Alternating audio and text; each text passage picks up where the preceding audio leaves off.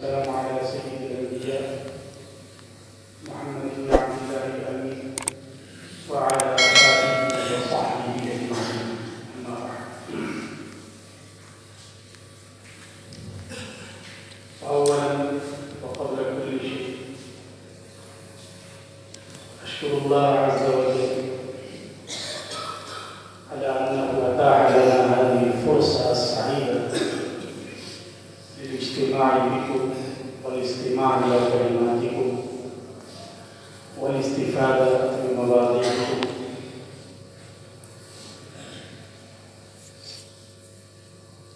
وفي الحقيقة إن هذا البرنامج الذي نتشرف بحضوره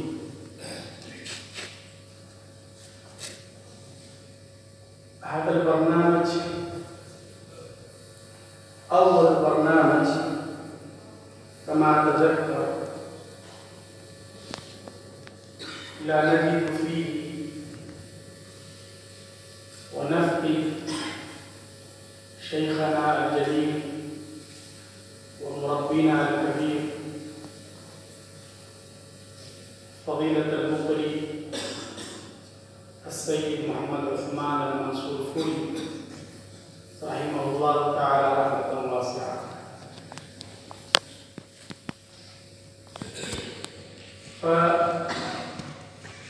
فإنه كان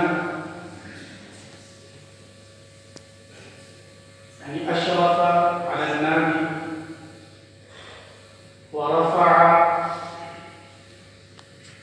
هذه الحركة العلمية ورقاها وطورها وقدمها إلى الأمام،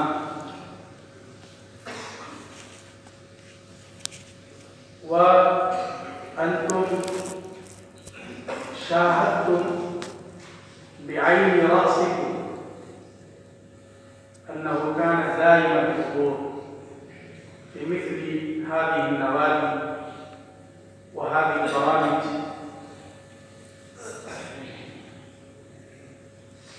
فهذا أول برنامج نفقد الشيخ الكريم رحمه الله تعالى رحمة واسعة، وإذ نفقده فيجب علينا أن نركز عنايتنا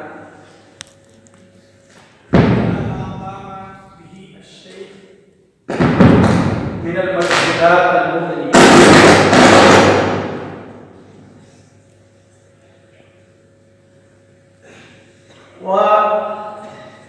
وكيف كم كان حبه لهذه اللغة المباركة لغة الكتاب والسنة، وكيف كان يسهر الليالي، وكيف كان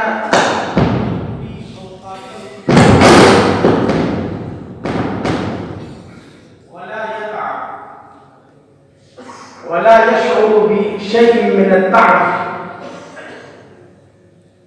ولا يشعر بشيء من الأذى والكلفة. وربما كنا نتعب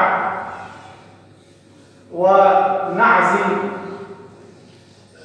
على الارتحال من أثناء الاجتماع، فنحن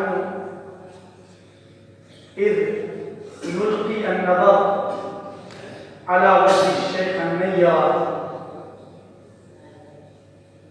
فلا نتمكن من أن نلزم الحضور. فالشيخ هو ترك لنا آثار خالدة، ويجب علينا أن نأخذ من حياته هذه الآثار وهذه الدروس، كيف كان يحب هذه اللغة وكيف كان يحرص على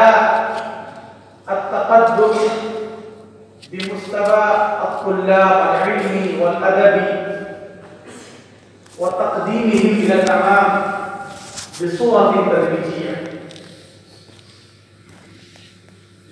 وكذلك هذا البرنامج أول برنامج بعد فترة عطلت جميع الحركات العلمية والأدبية، هي فترة وباء كورونا، فيجب علينا أن نتوجه إلى الله عز وجل وأن نتضرع إليه ألا يتكرر علينا مثل هذه الأحوال وهذه الأوبئة وهذه الأمراض. والبرنامج الذي قدمه أعضاء النادي وإخوتنا من الطلبة كان من بدايته إلى نهايته نافعا للغاية ولله الحمد، ممتعا بديعا. فقد سررنا كثيرا بما قدمتم من المحادثة والمساجلة والأناشيد،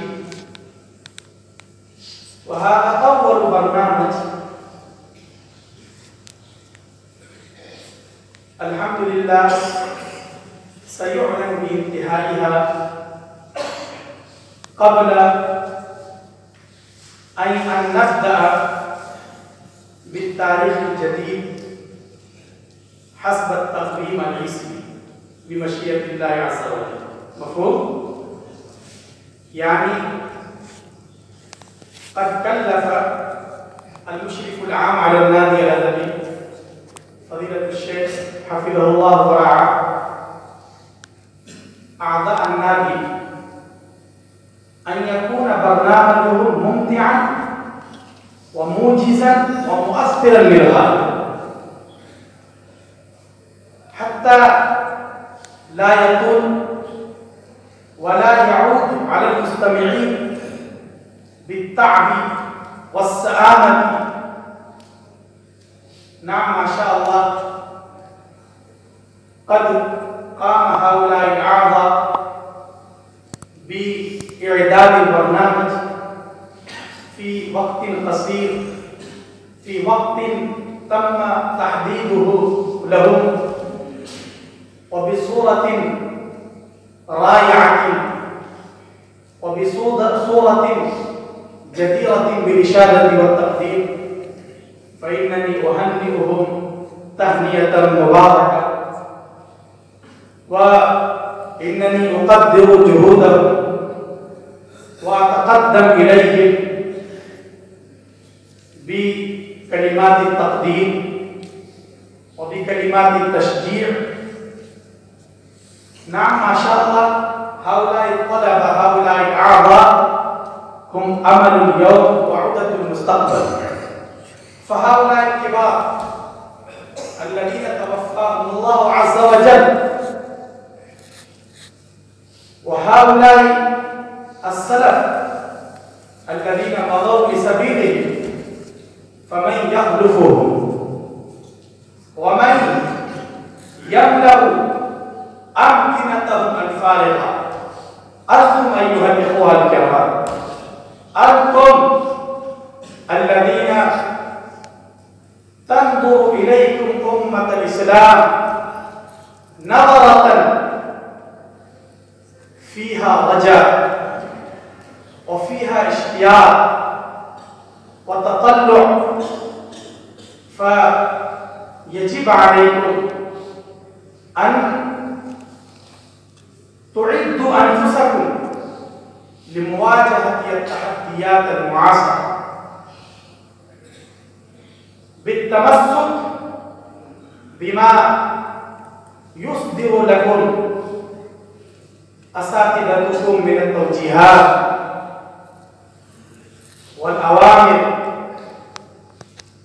التي تنفعكم في المستقبل. فإن هذا العصر عصر العولمة وعصر ازدهار الفتن وعصر الحرب الثقافية وعصر جهود مكثفة للقضاء على الإسلام ولتشبيه صورته النيرة ولتشبيه سمعته الطيبة، فإنها عصر الحرب الثقافية. فإنكم تسمعون من قرارات كما قدمت إليكم المحادثة حول الموضوع الساخن، وكذلك تقرؤون في الصحف وتسمعون من القنوات التي تنشر إليكم وتبث مثل هذه الأخبار يوميا. فهذه الهجمات هذه الهجمات على الإسلام ليثبت الأعداء وليثبت المبطلون أن الإسلام قد ذهب عصره، أن الإسلام قد خفتت قيمته، وهذا عصر التقدم وعصر التكنولوجيا وعصر المعلومات الحديثة هي لا تتمكن من أن تسايره الإسلام، من أن يسايرها الإسلام. فيجب عليكم على الطلاب أن يركزوا عنايتهم على مثل هذه الأمور، وأن يجملوا أنفسهم بالعلم الصحيح، بالعلم الدقيق، وبالأفكار الصحيحة، وبالآراء السديدة. فإن مثلا هذه المحادثة التي تم تقديمها إليكم، كيف نجح هؤلاء اللامذهبيون في التفنين، وكيف تمكنوا من تشبيه صورة هذه الجماعة السابقة، هذه الجماعة التي لا تتكلم إلا بالكلمات البسيطة، التي لا تدعو إلا إلى الله عز وجل، ولا تدعو إلى ما فيه خلاف ونزاعات وخصام وشجار. كيف تمكنوا من ذلك؟ فإنهم تمكنوا لأنهم استخدموا علمهم وأدبهم ومعلوماتهم أداة لتشبيه صورة هذه الجماعة. فإن عددا منهم قد تمكنوا من العربية السلسة الفصيحة،